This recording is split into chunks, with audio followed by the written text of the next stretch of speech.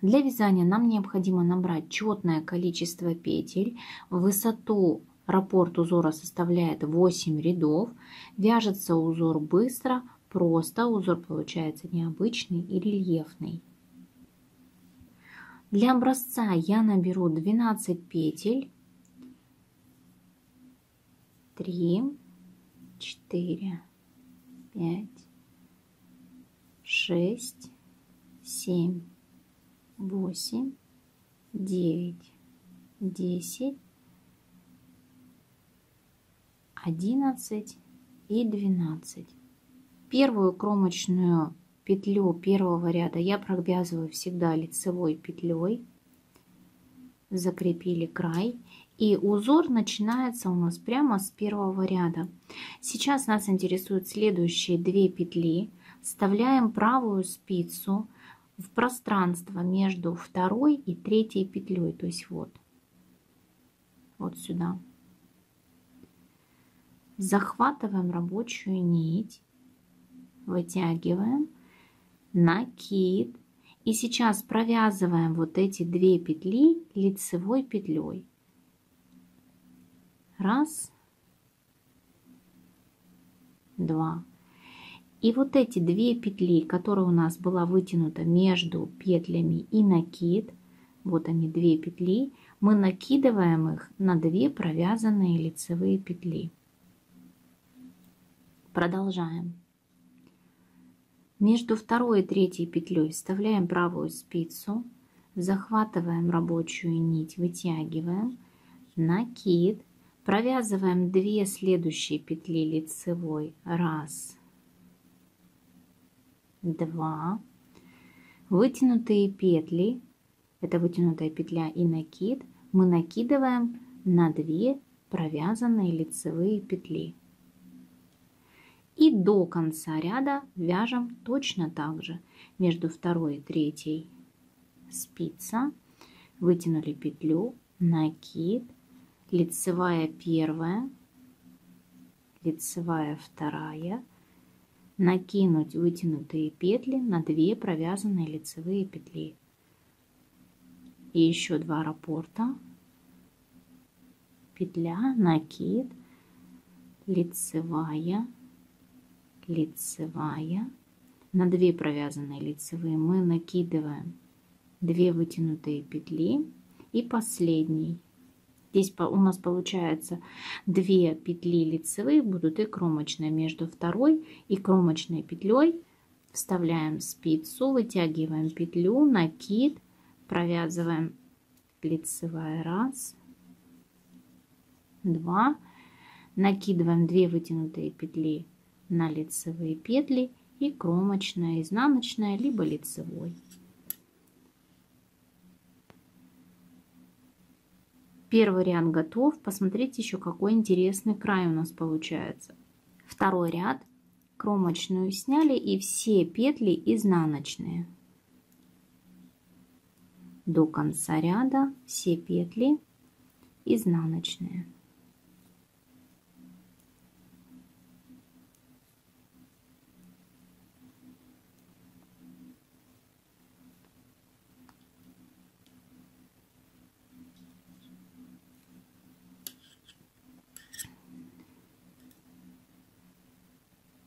Третий ряд, все петли лицевые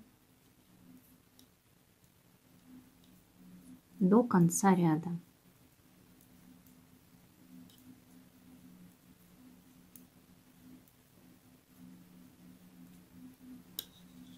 И четвертый ряд, все петли изнаночные до конца ряда.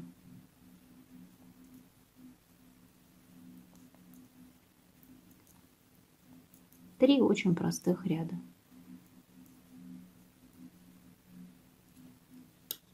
Сейчас кромочную петлю снимаем, вяжем 5-й ряд. Первую петлю мы сейчас провязываем просто лицевой. Провязали. Далее нас интересуют следующие 2 петли. В пространстве между 2-й и 3-й петлей вот так. Вставляем спицу, вытягиваем рабочую нить, накид и провязываем 2 петли лицевой. 1, и 2. Накидываем вот эти 2 вытянутые петли, вытянутая петля и накид на 2 провязанные лицевые петли. То есть мы сейчас повторяем все то же самое, что в первом ряду, просто у нас идет узор со смещением. То есть первую петлю мы провязали лицевой, все остальное мы вяжем точно так же. Снова между второй и третьей петлей вставляем спицу, вытянули петлю, накид, далее 2 лицевые петли за правые стенки, на 2 провязанные петли лицевые накидываем вытянутые 2 петли и повторяем между второй и третьей петля, накид, 2 лицевые, 1, 2, 2 вытянутые петли, накидываем на провязанные лицевые. И снова между второй и третьей петлей петля, накид, первая лицевая, вторая лицевая, накидываем на 2 провязанные петли, вытянутые 2 петли, и в конце ряда просто лицевая и кромочная. Вот такие узелки получились. И сейчас 3 ряда мы вяжем лицевой глади. Все петли изнаночные, это 6 ряд.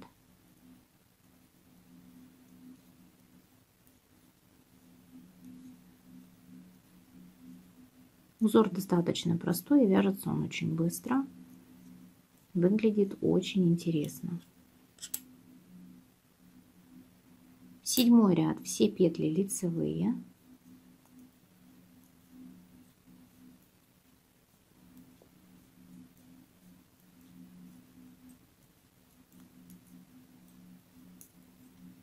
Кромочная, изнаночная. И 8 ряд, все петли изнаночные.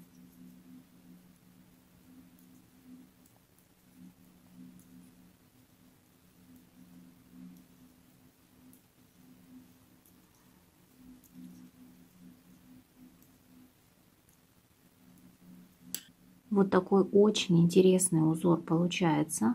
И на необходимую высоту, длину изделия вы вяжете необходимое количество вам раппортов. То есть с 1 по 8 ряд. Вот он, этот узор поближе. Очень интересный, оригинальный узор. А самое главное, простой в исполнении. Выглядит очень интересно, эффектно. Идеальный узор для вязания, например, джемпера, детских изделий. Можно связать таким узором весеннюю шапочку. Достаточно универсальный. И еще раз повторюсь, очень простой в исполнении узор. Изнаночная сторона тоже выглядит оригинально и аккуратно. И обращаю ваше внимание на край изделия. Такое оформление края может быть у любого изделия. То есть даже если вы не будете вязать сам узор, можно таким способом оформить край любого вашего изделия. Если этот узор вам понравился, поставьте пальчик вверх и подпишитесь на мой канал, если вы до сих пор не подписаны. До встречи в новых интересных видео. Пока-пока.